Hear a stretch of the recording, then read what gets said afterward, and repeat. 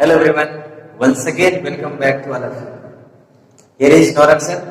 बड़े लंबे अंतराल के बाद हम आपके बीच में उपस्थित हैं क्लास 10th का फर्स्ट फ्लाइट बुक से पहला पोएम लेकर के आपके बीच में। और फर्स्ट फ्लाइट बुक का जो सबसे पहला पोएम है उसका नाम है dust of snow. Dust of snow और इसके राइटर हैं रॉबर्ट फ्रस्ट। इसका पूरा नाम है Robert Lee Frost. Robert Lee first.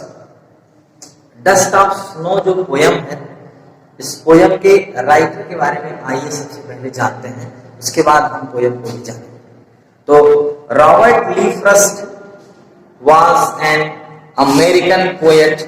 His work was initially published in England before it was published in the United States of America. He was known for his realistic depiction of rural life and his command of American colloquial speech.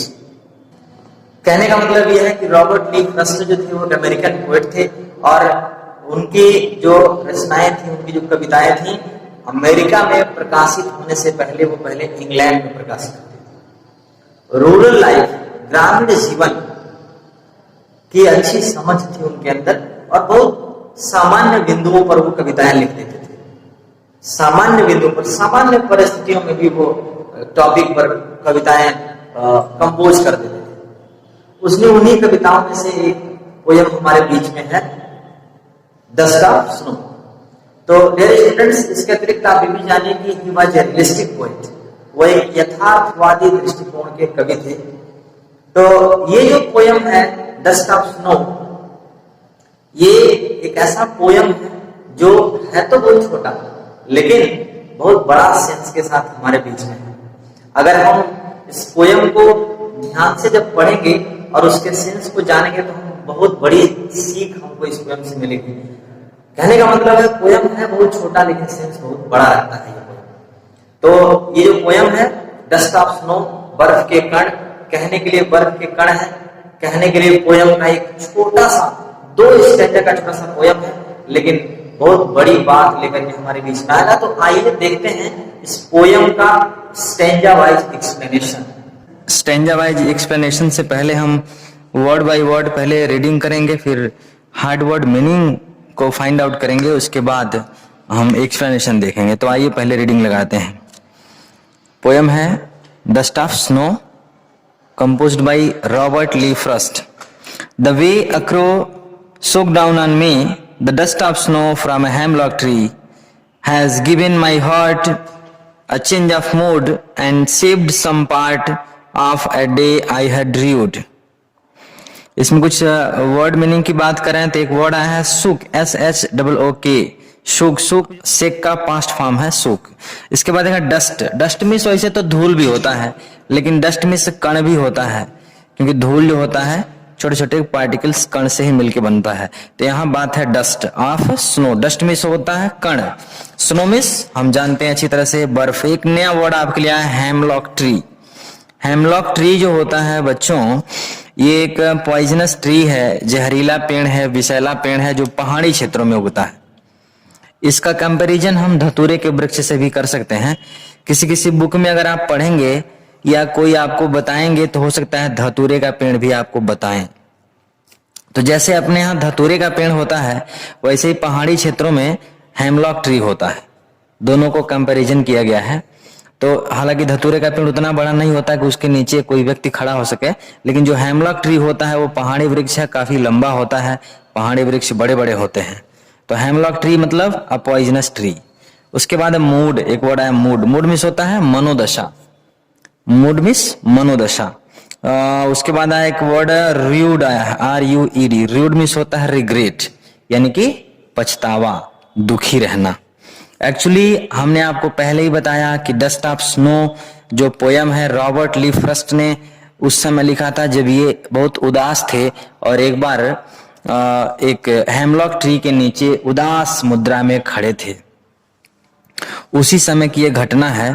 तो देखिए explanation देखते हैं। तो उस condition में ये इसमें crow है, स्नो है, हेमलॉक ट्री है, मूड है, ये कुछ मेन वर्ड हैं इस पोयम के। The way a crow shook down on me the dust of snow from a hemlock tree. Poet Robert Frost एक हेमलॉक ट्री के नीचे खड़े थे और उस वृक्ष पर एक कौवा क्रो बैठा हुआ था और क्रो ने वृक्ष के डालियों को हिलाया। शूक डाउन ऑन मी, तो हिलाया, और हिलाने के पीछे कई परिस्थितियां हो सकती हैं। ये भी हो सकता है कि वो कौवा उस वृक्ष की डालियों पर उछल कूद कर रहा हो, या वो कौवा उस पेड़ से उड़ के दूसरे जगह जाने की चेष्टा में हिलाया हो। ये नहीं मालूम कि कैसे हिला, लेकिन वृक्ष को जो है कौवे ने, वृक्ष की डालियों को कौवे ने हिलाया, जिससे पहाड़ी क्षेत्रों पर जो वृक्ष होते हैं, पेड़ पौधे होते हैं, उनके ऊपर डस्ट ऑफ स्नो, बर्फ के कण जो होते हैं ना, गैदर होते हैं, कलेक्टेड होते हैं, इकट्ठा होते हैं, जमे हुए होते हैं। तो जैसे ही डालियां हिलती हैं तो बर्फ के कण ऊपर से नीचे गिर जाते हैं। जड़त्व का नियम लागू हो जाता है वहां कहें तो बर्फ के कण जो होते हैं वो नीचे कवि पोएट रॉबर्ट फ्रॉस्ट के ऊपर पड़ते हैं, और जब बर्फ के कण इनके बॉडी पर आते हैं, पड़ते हैं, तो इनका जो मूड था वो has given my heart A change of mood. मेरे मूड को कवि बताते हैं कि उनके हृदय के अंदर की जो मनोदशा थी वो बिल्कुल बदल गई। And saved some part of a day I had rued, और सेव्ड मतलब बचा लिया गया, बच गया, सम पार्ट ऑफ डे, दिन का कुछ भाग जो अभी बचा हुआ था, आई हैड र्यूड, जो मैं पछतावे में बिता रहा था। मतलब दुखी थे, तो पता नहीं कब तक वृक्ष के नीचे वो दुखी अवस्था में रहते, लेकिन जब बर्फ के कण उस कौवे ने गिराया हेमलॉक ट्री के नीचे, तो इनकी जो स्थिति थी, इनका जो मूड था वो बदल गया। अर्थात जिस शांत मुद्रा में ये थे वहां से उनका अवस्था बदल गया।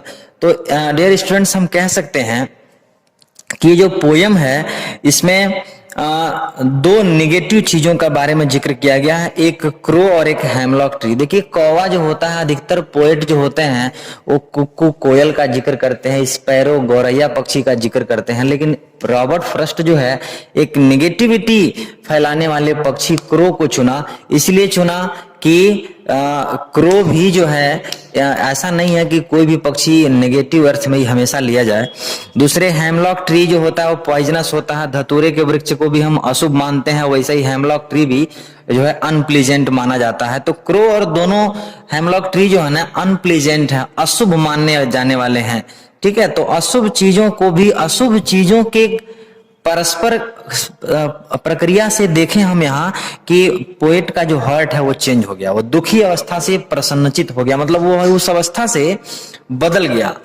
जो शोक में डूबा हुआ था तो शोक से वो बाहर निकल गया, और शेष जो भाग था उस दिन का वो उसका अच्छे से व्यतीत हो गया।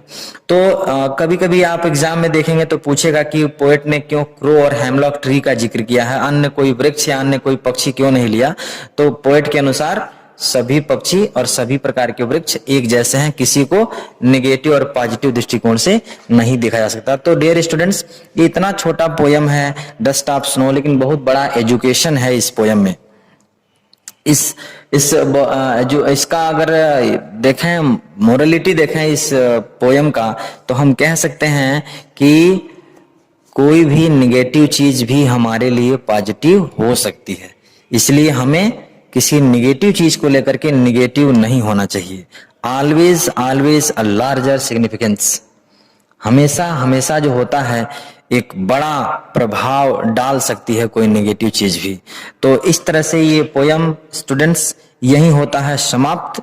बाकी इसका सेंट्रल आइडिया के लिए आपको एक अलग वीडियो आपके बीच में हम प्रेषित करेंगे। Okay, good bye.